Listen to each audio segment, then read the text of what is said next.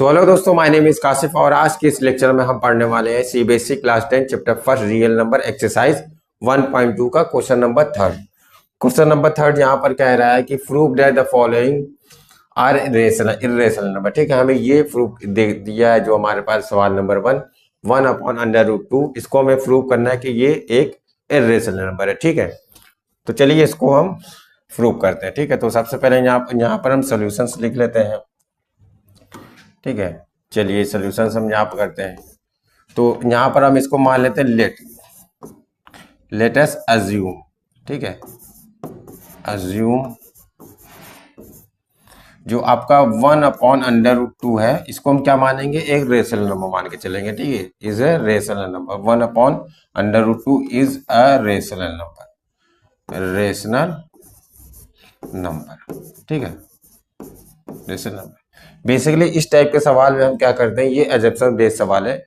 इसको हम क्या करते हैं कि जो ये जैसे इस टाइप के सवाल है 1/√2, इसको हम क्या करते हैं, एक रेशनल नंबर मान के चलेंगे। ठीक है, जब हम बाद में ये कंट्राडिक्शन आएगा, जब आप बाद में इसको रेशनल नंबर प्रूव नहीं कर पाएंगे तो ये खुद ब खुद क्या हो जाएगा, इर्रेशनल नंबर हो जाएगा। ठीक है, इस टाइप के सवाल में आपके क्या आएंगे, कंट्राडिक्शन आएंगे यहाँ पर, यानी जो हमने एजम्पशन माना है ये रॉन्ग हो जाएगा। ठीक है, तो चलिए अब देखिए, ये हमने इसको एक रेशनल नंबर माना है तो इसको हम लिख सकते हैं 1/√2 इज इक्वल टू a/b। ठीक है, जहां पर b क्या है, हम रेशनल नंबर को जानते हैं कि रेशनल नंबर को a/b के फॉर्म में लिखते हैं, जहां पर b आपका क्या होना चाहिए, 0 के बराबर नहीं होना चाहिए। ठीक है, b डर नॉट इक्वल टू 0। ठीक है, ये आपका 0 के बराबर नहीं होना चाहिए। चलिए, तो हम यहाँ पर इसको क्या लिख लेते हैं, यहाँ ये पॉइंट लिखना बहुत ही इंपॉर्टेंट है, इस पॉइंट को हम जरूर लिखेंगे। ठीक है, कि ए और बी यहाँ पर क्या है, तो ए एंड बी आपका क्या है, इंटीजर्स है। और ये क्या है, ए एंड बी क्या है, आपके को प्राइम है, साथ ही साथ ये आपके को प्राइम भी है। ठीक है, अब को प्राइम क्या होता है, को प्राइम ऐसे नंबर होते हैं जिनके सिर्फ और सिर्फ एक फैक्टर होते हैं, यानी वन फैक्टर होते हैं। फॉर एग्जांपल जैसे मान लीजिए 2 हो गया, 2 का फैक्टर क्या होगा, 1 × 2 होगा। और ये मान लीजिए 5 हो गया, इसका फैक्टर क्या होगा, 1 × 5 हो जाए। ठीक है, तो यहाँ पर आप देख रहे हैं एक ही इसका कॉमन फैक्टर, यानी 1 इसका कॉमन फैक्टर है। ठीक है, यानी कॉमन फैक्टर जो है आपका सिर्फ और सिर्फ यहाँ पर 1 है। ठीक है, तो इसी को हम क्या कहते हैं, इन्हीं दोनों नंबर को हम क्या कहेंगे, को प्राइम कहेंगे। ठीक है, तो ये पॉइंट लिखना बहुत ही जरूरी है।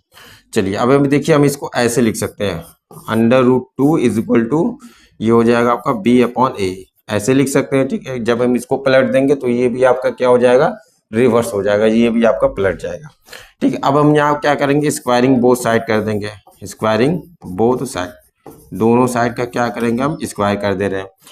तो अब यहाँ पर देखिए, √2 का जब स्क्वायर करेंगे और यहाँ पर b/a का क्या करेंगे, इसका भी स्क्वायर करेंगे। ठीक, तो √2 का स्क्वायर क्या हो जाएगा, a हो जाएगा। ठीक है, इज इक्वल टू b²/a², यहाँ एज इट इज लिख लेंगे।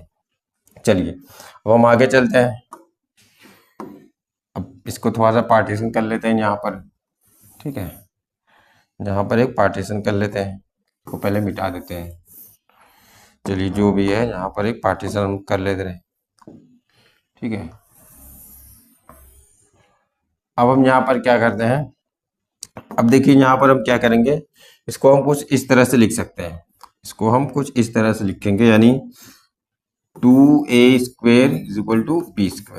ठीक है, यानी इसका मतलब क्या होता है, इसका मतलब ये होता है कि आपका जो b² है, ठीक है, जो b² है वो 2 से डिवाइड हो रहा है। ठीक है, यानी यहाँ पर हम लिख सकते हैं, एक नोटेशन लिख सकते हैं कि b² इज डिविजिबल बाई 2। ठीक है, देन ऑल्सो तब क्या होगा, यानी b is also divisible by 2। ठीक है, b इज डिविजिबल बाई 2। ठीक है, तो 2 भी देखिए, b² अगर 2 से डिवाइड हो रहा है, ठीक है, तो b भी 2 से डिवाइड हो जाएगा। यहाँ पर कहने का ये मतलब है कि जैसे मान लीजिए b कोई नंबर है, b मान लीजिए 4 है। ठीक है, तो अब b² क्या हो जाएगा, ये आपका हो जाएगा 4 4 16 हो जाएगा। ठीक है, अब यहाँ देखिए b जब बी स्क्वायर जब 2 से डिवाइड हो रहा है तो ये भी तो आपका 2 से डिवाइड होगा। ठीक, कहने का मतलब यहाँ पर ये है। ठीक है, अब चलिए अब हम आगे क्या करते हैं, तो अब हम देखिए लिख लेते हैं, इसको हम मानते हैं कि b इज इक्वल टू मान लेते हैं 2k फॉर एनी इंटीजर। ठीक है, फॉर एनी इंटीजर किसी इंटीजर के लिए हम ये वैल्यू मान सकते हैं कि b इज इक्वल टू के होता है आपका यहाँ पर। ठीक है, अब इसको अब क्या करेंगे, हम इसको पुट कर देंगे इक्वेशन नंबर 1 पे। ठीक है, इसको यहाँ लिख लेते हैं पुट इन इक्वेशन 1, यानी यहाँ b is equal to 2k को पुट कर देंगे हम इक्वेशन 1 में, हम यहाँ पर पुट कर सकते हैं। तो अब देखिए क्या हो जाएगा, 2a square is equal to हो जाएगा, b की जगह हम क्या लिखेंगे 2k का स्क्वायर हो जाएगा। ठीक है, तो यहाँ पर हो जाएगा 2a square is equal to 4 4 जा 2 2 जा 4 हो जाएगा 4k का स्क्वायर। ठीक है, तो यहाँ से हम लिख सकते हैं a square is equal to हो जाएगा आपका 2k स्क्वायर। ठीक है, अब यहाँ से देखिए कहने का ये मतलब है, यहाँ पर भी देखिए यहाँ लिख सकते हैं कि अगर a square is divisible by 2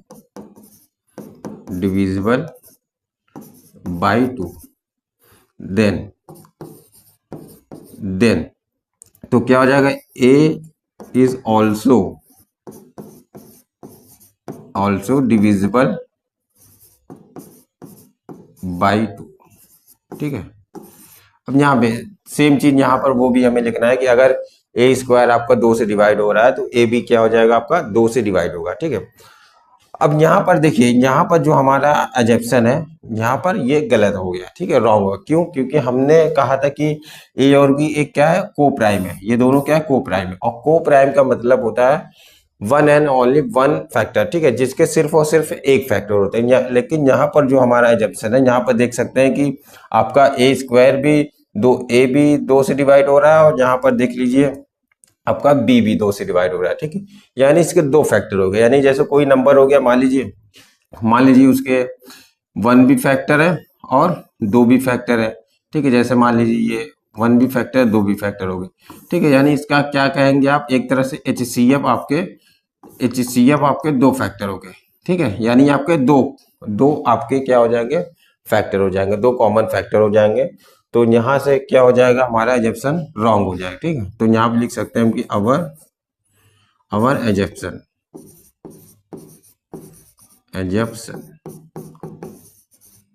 is wrong. ठीक है, तो अब हम क्या लिख सकते हैं, 1/√2 इज अ इर्रेशनल नंबर। ठीक है, इर्रेशनल नंबर। ठीक है, तो बेसिकली यही आपको एक तरह से आप कह लीजिए, इसको आप समझ लीजिए, या फिर इसको पॉइंट है, इसको कुछ पॉइंट को आप याद कर लीजिए। ठीक है, समझ लीजिए तो आपके लिए ज्यादा बेहतर रहेगा, क्योंकि आप अगर रटे रहेंगे तो एग्जाम में हो सकता है कि आप भूल भी सकते हैं, लेकिन जब आप सवाल को समझ लेंगे कि कैसे ये लगता है तो आप कभी भी सवाल को लगा सकते हैं। ठीक है, तो बस आज के लिए इतना ही, मिलते हैं नेक्स्ट वीडियो में, तब तक के लिए थैंक यू।